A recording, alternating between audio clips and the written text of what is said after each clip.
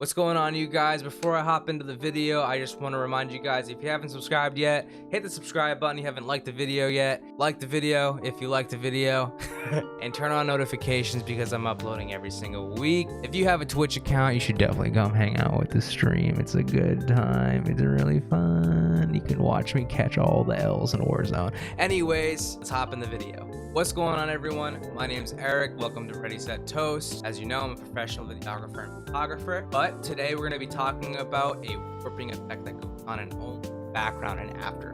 But pretty much the background distorts while he stays non-distorted. So this is what it looks like. Don't judge the music. Music is not my work.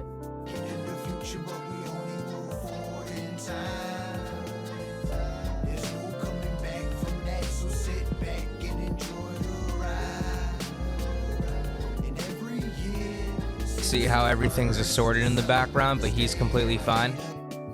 So that's what we're going to be doing today. So obviously go into After Effects, grab your footage, which I have yet to do. So this is fine. This is fine footage. You know, I mean, it's obviously easier if your subject is stationary, but you can very well do it while a subject is moving. Take this tutorial. I'm just going to make it so simple. Okay, so first things first, want to add a second layer to this. Okay, so copy and paste the same layer. So I just moved my camera just so you could see. So over here, basically, you're gonna wanna search turbulent displays under distort right here. Okay, then you're just gonna drag and drop that onto here. And now he looks like a little flappy, inflatable, wacky farm flame. Pretty much you have this and you want it to just kind of move. So what we can do is just kind of change the offset or whatever you feel like it. Pretty much changing anything is going to make it. So we'll just change the size.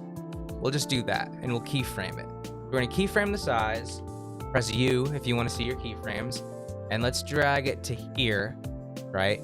And let's make it so the size goes to 50. So now what you have, see, for me, that's not enough. I'm going to bring it down to 60. So now it looks kind of wavy, speeds up in the back. I don't really know, it doesn't really matter. So pretty much now you have this and then you have the normal layer under it. What you're gonna wanna do is mask out this guy.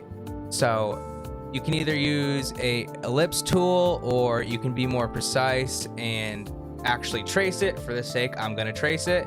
I'm just gonna do a light little trace, you know what I mean? And add a little feather.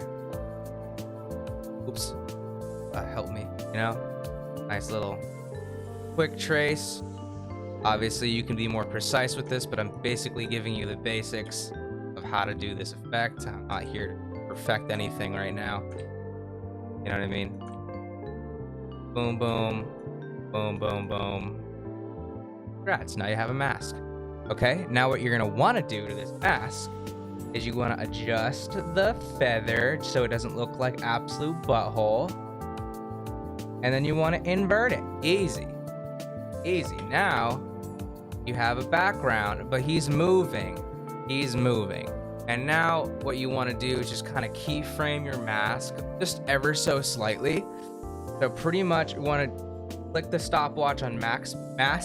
Oh my God. Mask path. And pretty much we can just adjust as we need to. So bring that over here. Want to, we can adjust. Oops, so boom, you can just kind of adjust, move that a little bit to where you see fit, and then shift to adjust individual points. Boom, and you kind of get the process. So I'm gonna speed it up.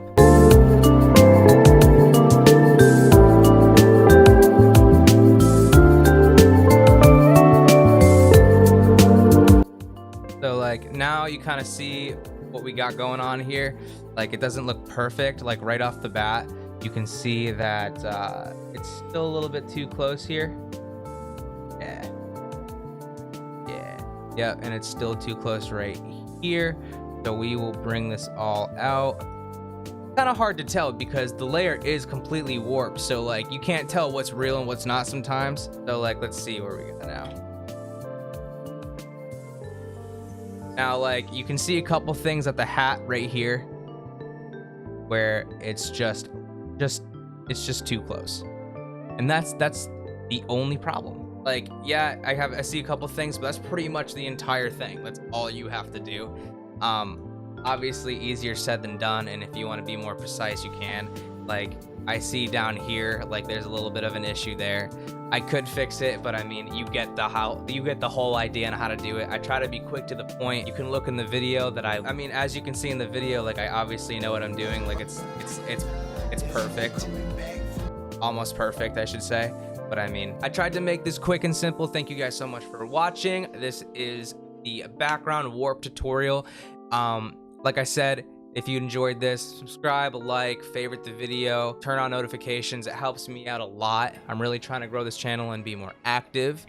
But yeah.